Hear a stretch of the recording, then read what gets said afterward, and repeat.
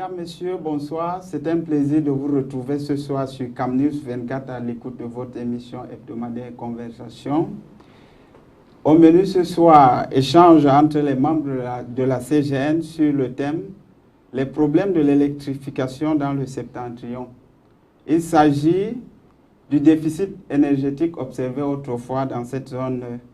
La question que l'on se pose serait celle de savoir qu'est-ce qui est lié à cette perturbation du courant dans cette partie du pays. Réponse ce soir autour de nos invités. Sur le plateau, Ghislain Forbane, bonsoir. Bonsoir, M. Edmond. Bonsoir, M. Damo et bonsoir tous les membres de la CGN. C'est encore une fois de plus un plaisir pour moi de me retrouver sur ce plateau pour parler du problème du Grand Nord et particulièrement le problème, n'est-ce pas, de l'électricité dans le Grand Nord. À ma gauche, je reçois également Damo Pierre. Bonsoir. Bonsoir, M. Edmond. Bonsoir à nos millions de téléspectateurs. Bonsoir à la CGN. Bonsoir, le Grand Nord. Il me soit permis de dire que c'est un plaisir pour moi d'être ce soir-là sur votre plateau pour partager ce thème qui est vraiment enrichissant. Nous commençons notre débat ce soir par cette triste nouvelle. Honorable Prince Mikodi n'est plus. Il est l'un des encadreurs de la jeunesse de la CGN. Nous disons paix à son âme. Pour entrer au vif de notre sujet, nous parlons ce soir du problème d'électrification dans le septentrion. Alors, Damo Pierre, comment comprendre l'enclavement énergétique observé autrefois dans cette zone du pays? Ok, merci. Il faut tout d'abord noter que l'enclavement énergétique que subit le Grand Nord en général de nos jours, cet enclavement date depuis la fin de l'année 2020, cet enclavement va encore grandissant. Et nous pouvons souligner entre autres l'arrêt brutal des pluies de ces fins d'année-là qui ont causé la raréfaction de l'eau dans les lacs de retenue. Et depuis fort longtemps, encore dans les années antérieures, il y avait cette raréfaction-là aussi due au bouchage et remplissage des sables dans des barrages de retenue. Mais nous pouvons dire également qu'il y a aussi le laxisme de l'État face à ces problèmes. Que le laxisme que nous pouvons souligner parce que le Grand Nord est une population très jeune et d'une région très peuplée et qui était bien à l'avant que la population, la demande en énergie était vraiment énorme.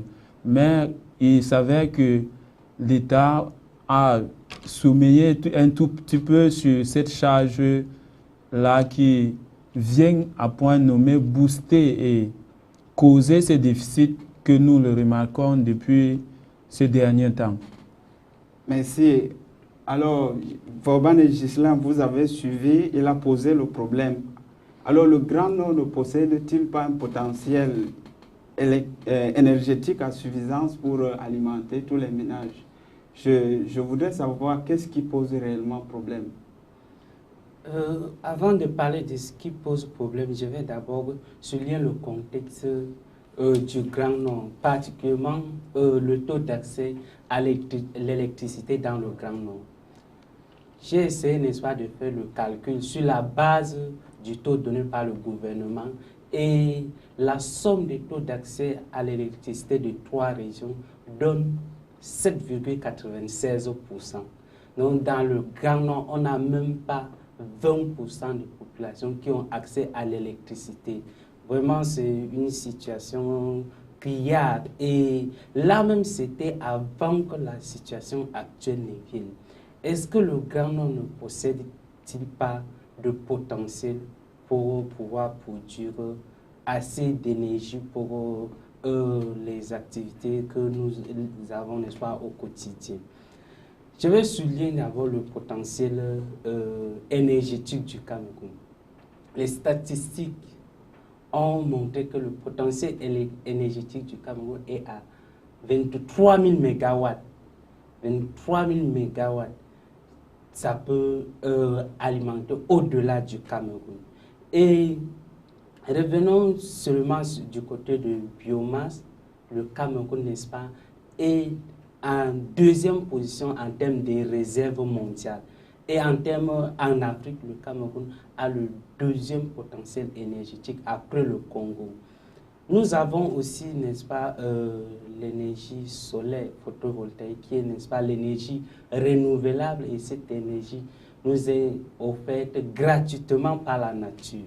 On a, n'est-ce pas, cette chance que dans le Grand Nord, on peut exploiter l'énergie du soleil parce que là-bas, le soleil produit jusqu'à 5,8 kWh d'énergie par jour.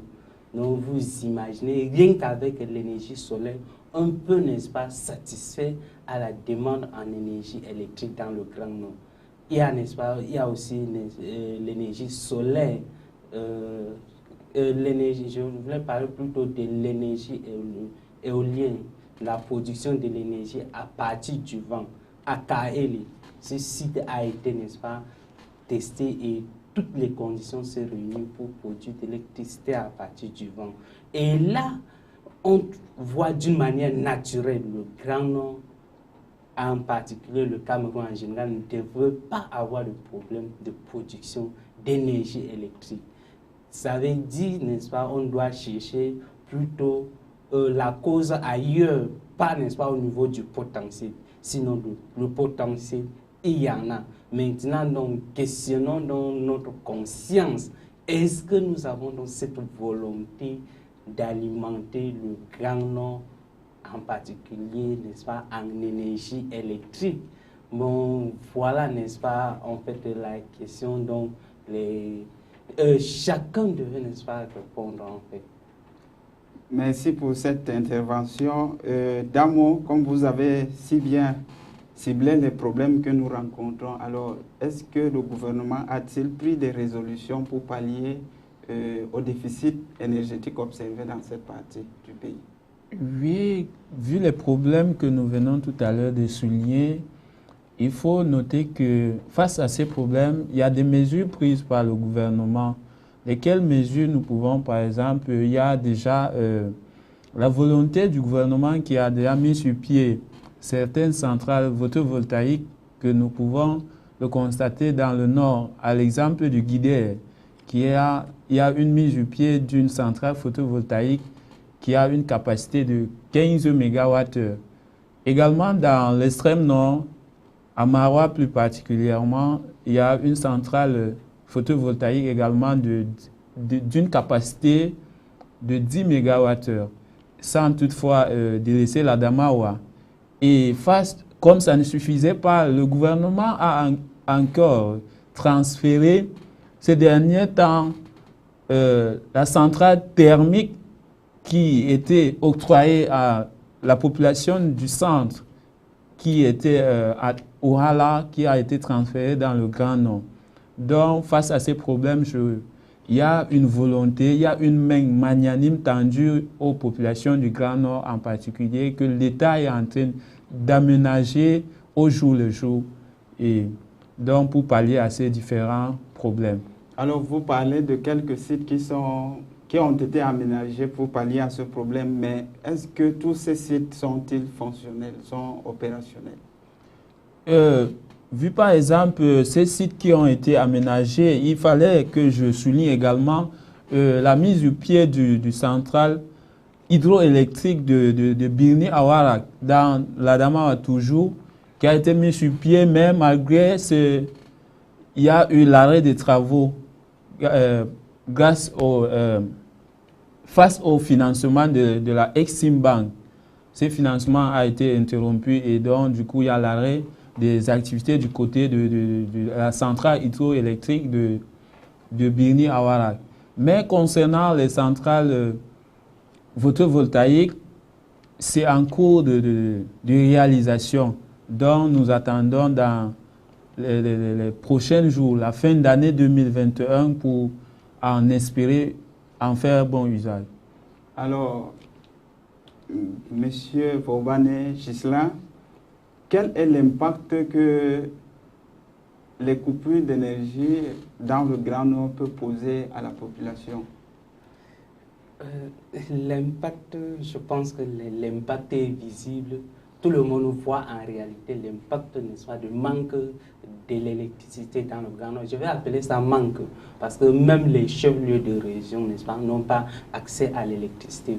Vous voyez, depuis, n'est-ce pas, la fin de l'année, bon, je peux être précis, depuis le mois d'octobre 2020, il y a rotation d'énergie entre les 3 régions du Grand Nord, c'est-à-dire la Damawa, l'extrême nord et le nord. Il y a rotation. Donc vous imaginez, ça veut dire que le problème est vraiment profond et ça paralyse l'ensemble des activités du Grand Nord sur tous les plans. Je vais prendre par exemple sur le plan technologique et de la recherche. Vous savez, le président de la République met plus l'accent sur le développement technologique et veut nous initier à la recherche. Et pour cela, il faut, n'est-ce pas, qu'on soit en permanence alimenté en énergie électrique parce qu'on doit faire des recherches. Il faut alimenter des ordinateurs, il faut faire les tests, il faut faire les essais dans les laboratoires. Et s'il n'y a pas l'énergie électrique, on ne peut pas faire ces travaux de recherche dans le Grand Nord. Pour les startups, par exemple, que certains réussissent quand même, n'est-ce pas, à les implémenter dans les autres régions. Dans le Grand Nord, ce n'est pas facile de faire, n'est-ce pas, ce genre d'activité parce qu'il faut, n'est-ce pas, l'énergie électrique, il faut le courant. Et si on revient sur le plan de l'éducation, avec le contexte du coronavirus qui nous oblige à migrer vers le numérique, on ne peut pas avoir accès, n'est-ce pas, à des informations sur Internet. On ne peut pas faire des impressions parce qu'il faut le courant. Les cours sont numérisés et dans d'autres régions, la délégation peut au moins prendre les cours, les imprimer, photocopier pour partager aux élèves. Mais s'il n'y a pas le courant, on a fait comment pour imprimer les documents? On ne peut pas. Comment est-ce qu'on peut, n'est-ce pas, faire le cours en ligne? On ne peut pas, vu que même les téléphones, on a du mal, n'est-ce pas, à utiliser le téléphone. Moi, par exemple, si je pars chez moi dans le Grand Nord, et après 2 jours, je serai, n'est-ce pas, hors connexion. On ne peut pas me joindre à cause du problème d'électricité. Et là, ça plonge, n'est-ce pas, l'ensemble des activités économiques du Grand Nord. Je vais prendre un exemple concret. Mes collègues anciens, bon, si vous me permettez, me disaient il faut, n'est-ce pas, résoudre le problème de la lumière dans le Grand Nord pour que nous ne soyons pas empêchés à normalement faire, n'est-ce pas, à normalement remplir nos devoirs. Donc, vous voyez, avec ce problème d'énergie, les fonctionnaires de l'État ne peuvent pas normalement remplir leurs devoirs. Et d'autres ne peuvent pas rester dans certaines zones parce qu'ils ont, n'est-ce pas, on a vraiment besoin d'être alimenté en énergie électrique pour pouvoir, n'est-ce pas, vaquer à nos activités, pour pouvoir accomplir nos devoirs citoyens, pour pouvoir, n'est-ce pas, faire nos travaux en fait dans tous les domaines. Vous dites que tous les secteurs seront paralysés lorsque la lumière... Tous les secteurs sont paralysés, non seront paralysés, bien sûr. Tous les secteurs sont paralysés. Regardons, je prends par exemple, si je suis, n'est-ce pas, un bailleur de fonds, je voulais m'investir dans une société de production. Je ne peux pas l'implémenter là où il n'y a pas le courant. Comment est-ce que je vais alimenter mes machines? Comment est-ce que mon usine va tourner? Donc, vous voyez, donc, dans ce secteur-là, vous voyez, donc, le développement industriel ne va plus, n'est-ce pas, bien s'implémenter. Et si on a même commencé, n'est-ce pas, la construction de certaines industries là-bas dans le Grand Nord, les travaux sont à l'arrêt à cause, n'est-ce pas, de ce même problème d'électricité. Alors, Damo, vous avez tout à l'heure parlé, n'est-ce pas, des résolutions prises par le gouvernement. Nous parlons justement de la CGN. Quel est l'apport de la CGN dans la résolution de ce déficit qui est posé? Avant de venir à cette question, je voulais d'abord souligner en amont au niveau des méfaits causés par cette coupure intempestive, ces raretés d'énergie dans le Grand Nord. Nous vivons et nous touchons cela au quotidien. Nous voyons, ça a paralysé par exemple le secteur économique, puisque aujourd'hui, vu le contexte de coronavirus que nous vivons, on nous parle de e-commerce, de e-learning. Et le Grand Nord tout entier, quittant de l'Adamawa, le Nord et l'extrême Nord, c'est une zone éducative. Il y a des universités un peu partout. Et les étudiants qui veulent, par exemple, préparer les contrôles continus, les examens de fin de semestre, figurez-vous, il n'y a pas la lumière. Et toute la journée, ils passent le temps à apprendre des notes dans des campus. En soirée, ils devaient réviser en temps réel. Mais il n'y a pas moyen. Donc, le secteur, tous les secteurs sont paralysés. Si, par exemple, on s'en tient uniquement aux centrales hydroélectriques de Lac d'Eau, qui avant fournissait, ou bien qui a été mis sur pied pour 72 MWh, et que les 3 tribunes aujourd'hui sont en panne, que tous les grands Nord, donc notamment les 3 régions, sont alimentés uniquement par 18 MWh. Donc les dégâts sont vraiment alarmants. Ceci dit, je voulais donc revenir à votre question, M. Edmond Nanfa. Les résolutions que la CGN a apportées, c'est d'encourager les jeunes ou bien de mettre sur pied des centrales photovoltaïques, comme l'avait souligné M. Ghislain, et des centrales éoliennes et biomasse, que le Grand Nord en a des matières premières, en enferme énormément. Donc, c'est ce que la CGN a pris comme résolution sur ces plans-là. Également, la CGN propose ou bien demande à l'État d'interconnecter les 2 réseaux, c'est-à-dire le réseau Nord et le réseau Sud, notamment qu'on appelle dans le contexte technique le RING et le RIS, c'est-à-dire si on pouvait interconnecter ces 2 réseaux entre eux, et en cas de déficit comme présentement nous sommes en train de vivre, les charges venant du Grand Nord peuvent d'abord être alimentées par le réseau Sud et vice-versa, c'est-à-dire s'il y a également le réseau Sud qui est en panne, le Grand Nord peut d'abord subir et alimenter ces charges-là, tout en notant que cette interconnexion n'en demeure pas moins des conséquences. Si par exemple, il y a une panne sur l'un de ces réseaux-là, ça se répercute sur tout l'ensemble de ces réseaux-là. Donc c'est un peu ça que la CGN a proposé et demande à l'État camerounais de faire dans cette optique-là. Merci. Ghislain, qu'est-ce que vous proposerez en tant que membre de la CGN au gouvernement ou à tous les Camerounais pour pouvoir pallier à ce problème de déficit d'énergie dans le Grand Nord? Je pense que le gouvernement sait déjà ce qu'il faut faire en réalité. Parce que dans un pays, la consommation se prévoit. Donc, plus précisément, n'est-ce pas, dans le domaine de l'électricité, on prévoit, n'est-ce pas, avec extension. Même si aujourd'hui, on est en train de construire une centrale hydroélectrique, on prévoit peut-être dans 10 ans, dans 20 ans, voici la demande. Et on construit, n'est-ce pas, avec extension. Et là, il faudrait seulement qu'on ait la volonté de passer à l'action et de bien penser, n'est-ce pas, le développement au même titre, n'est-ce pas, que l'offre en énergie électrique. Et je vais prendre une situation. On dit souvent, si vous avez un seul œil, on vient vous percer l'œil, là, vous allez faire comment? Vous allez rester sans œil. Mais si tu as la possibilité de faire que tu aies, n'est-ce pas, deux yeux, pourquoi rester toujours avec un seul œil? Je voulais, n'est-ce pas, souligner ici le cas où, dans le réseau interconnecté, non, il n'y a que, n'est-ce pas, la centrale hydroélectrique de Lagdo qui est, n'est-ce pas, la principale source. Et voilà que la centrale, n'est-ce pas, a des problèmes et 3 régions sont, n'est-ce pas, en difficulté.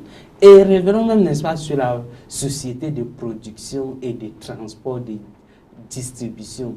Il y a, n'est-ce pas, l'exclusivité, n'est-ce pas, d'une société dans chaque domaine, c'est-à-dire la production, l'exclusivité d'une société, le transport, l'exclusivité d'une société et la distribution. Là, il n'y a pas concurrence dans les grands pays. Il y a plusieurs sociétés qui produisent, il y a plusieurs sociétés qui distribuent. Et le Cameroun est un pays en voie de développement. Et le développement ne peut pas s'en passer de l'énergie. Le développement d'un pays suit, n'est-ce pas, avec le développement, n'est-ce pas, énergétique et la demande en énergie électrique. Il faut diversifier, n'est-ce pas, les sociétés de production d'énergie. Il faut diversifier le transport et la distribution. Laisser la latitude à ceux qui peuvent produire, à produire. Et nous aussi, d'ailleurs, si on a la possibilité, n'est-ce pas, de produire de l'électricité, investissons, n'est-ce pas, dans ce secteur. Parce que le Cameroun est vraiment, n'est-ce pas, en manque. La production est très, très inférieure, n'est-ce pas, à la demande. Voilà, n'est-ce pas, ce que je voulais, n'est-ce pas, ajouter sur ce point. Donc, on ait, n'est-ce pas, la volonté de changer la situation. Ok, merci. Dame Pierre, qu'est-ce que vous aurez proposé? Parce que vous avez parlé tout à l'heure du réseau interconnexion qui est en cours. C'est un projet du gouvernement. Et il y a aussi le projet du transfert d'énergie du centre vers le nord. Oui. Alors vous, qu'est-ce que vous proposerez à la CGN de faire ou à la population du Grand Nord en situation de coupure, en situation d'insuffisance d'énergie? Il faut noter que vu cette situation alarmante, et la population du Grand Nord n'a pas resté le bras croisé face à ces déficits-là. Et pour ma part, je proposerais à nos familles du Grand Nord de ne pas s'attarder seulement sur l'unique centrale de Lagdo, de s'investir plus dans le domaine de l'énergie photovoltaïque, qui est une offre gratuite que la nature nous offre. Donc, et également, dans l'éolienne, donc si nous prenons par exemple le cas de l'extrême nord, il y a des matières premières, s'il faut le dire, que nous avons cité en amont, le site de Kaélé, dont la vitesse du vent est vraiment énorme là-bas pour tourner les pales de ces centrales-là, de ces turbines-là.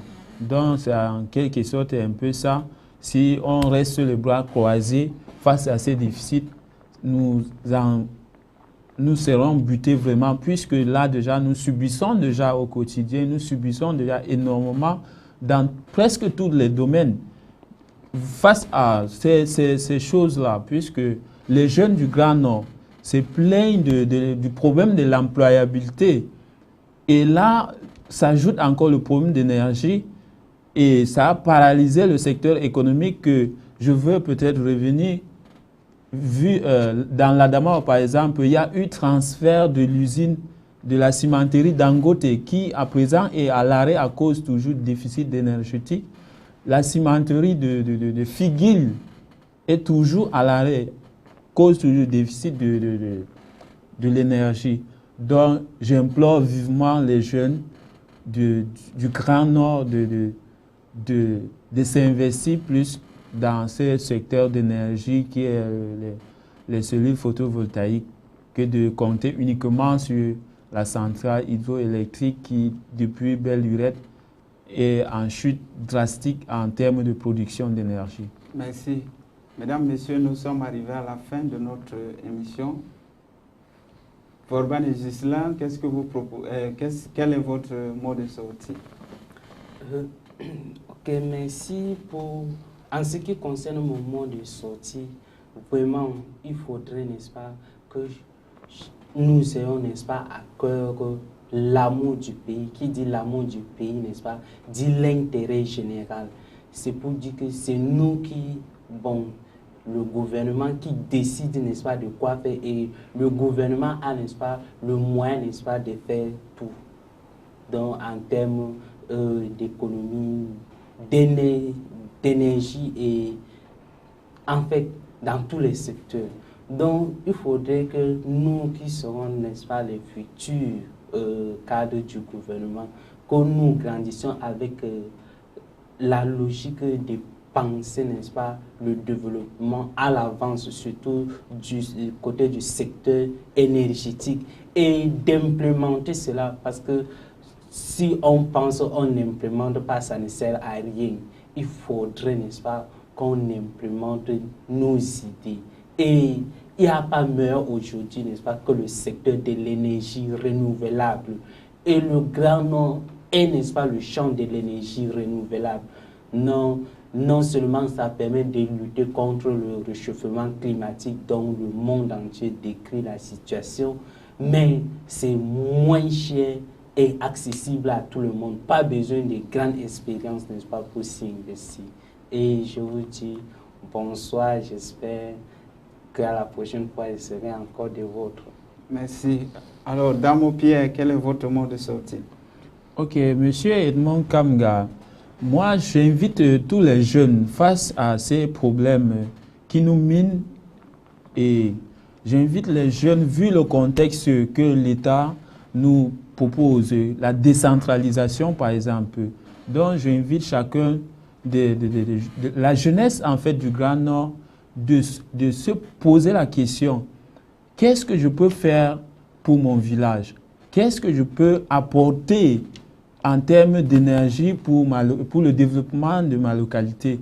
Donc chacun doit s'impliquer vivement. Pour sortir cela, je voulais dire un bonsoir particulier à mes collègues qui sont en train de travailler d'arrache-pied pour résoudre ces problèmes-là. Je souligne par exemple le cas d'un ami qui est présentement dans l'extrême nord, Ibrahima Peissal, et Doba Benoît, qui sont dans ces domaines-là, qui font déjà ce travail depuis un bon bout de temps. Donc, merci Monsieur Edmond Nanfa pour votre invitation. Je crois que la prochaine fois, je serai du retour pour en discuter des normes sur ces problèmes-là. Merci, bonsoir. Merci. Mesdames et messieurs, nous sommes arrivés à la fin de notre émission. Rendez-vous la semaine prochaine pour une autre édition.